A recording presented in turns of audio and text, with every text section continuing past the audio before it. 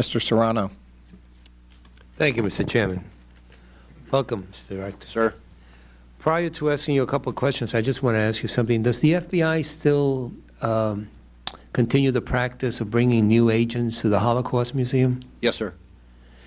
Just to have you on the record once again, because you know I'm a big supporter of that action, could you tell the committee why you think that's important, why the Bureau thinks that that's important? The worst thing that can happen to a law enforcement, or for that matter, an intelligence agency, is to lose sight of the fact that the public has given you an immense amount of power to exercise. They give you a badge and a gun, and you have tremendous power to affect persons' lives. And it's important that each of our agents and analysts and others understand that power, and most particularly that you have an obligation not to abuse that power. And so the trip to the Holocaust Museum is to impress upon people what can happen when you lose sight of the authority you've been given and the constraints upon that authority to do good.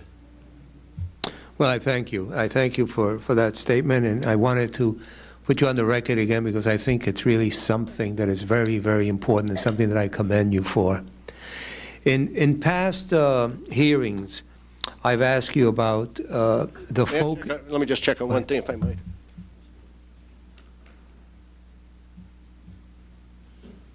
I hadn't asked that question in the last few months. I want to make certain I was right when I said absolutely. Okay. If they discontinued, I didn't know about it, but no, it's affirmed that that's. Well, I'm glad they didn't. In past hearings, we've discussed publicly, you and I, my concern and the concerns of others that the focus on the war on terror, which is extremely necessary at the top of our list, would take away from the whole issue of the war on white-collar crimes. And in view of what happened on Wall Street and in view of what happened to our economy, we know that some people have been convicted and gone to jail who had certain dealings within our economy. But so-called insiders, to my knowledge, none have been indicted or convicted. So first, am I correct? If not, then what has happened there to make people like me feel that while we are fighting the very important, necessary war on terrorism, we're not short on resources or man and woman power, if you will, to fight the other wars that we have to fight? The drug war also included in that. We have been given additional resources for white-collar crime, and we requested additional resources in the 2011 budget.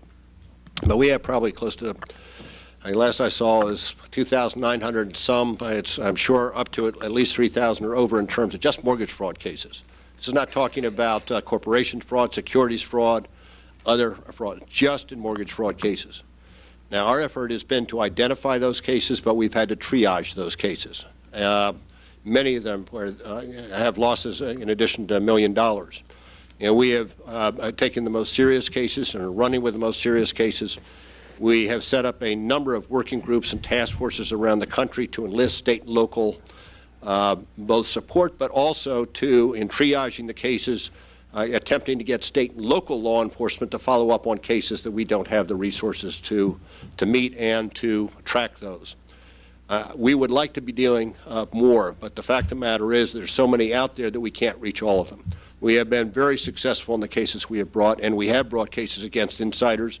We have brought cases against banking executives, securities firms executives, and we currently have a number of pending prosecutions of high-profile persons who abuse their trust at the top of various organizations.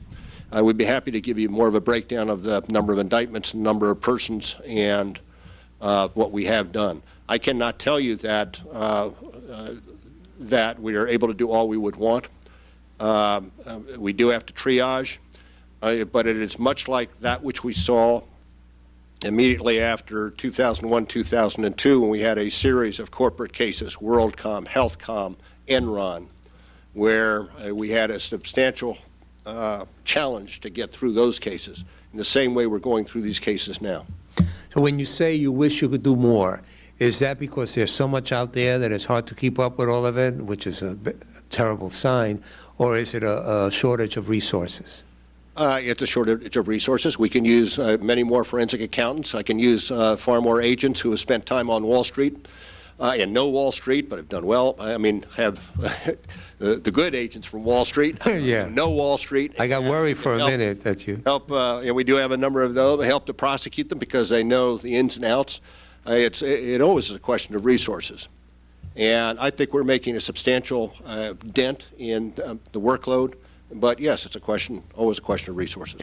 Now, at the expense of getting the obvious answer, which is, a great relationship, what is the relationship between the Bureau and the Securities Exchange Commission, for instance, in terms of them turning over information to you or doing some legwork, if you will, that they may help you? There's been a wholesale change at the Securities Exchange Commission, and most the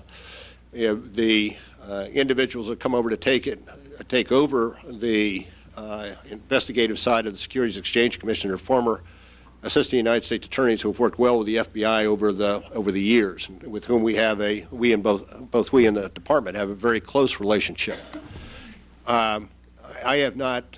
One area I know we are working closely on, that is making certain that documents that are subpoenaed by one entity go to a database so that if there is authority for the other entity to have those documents, you don't have to replicate what had been done by the previous entity. It seems basic and simple, but we have been working with them so that there's a common database structure. When we pull in documents, we want to assure that they can be utilized and searched, given the appropriate authorizations by the FBI, Securities Exchange Commission, and then be ready for the prosecutors. That has not always been the case.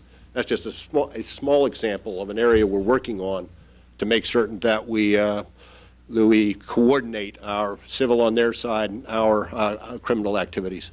All right.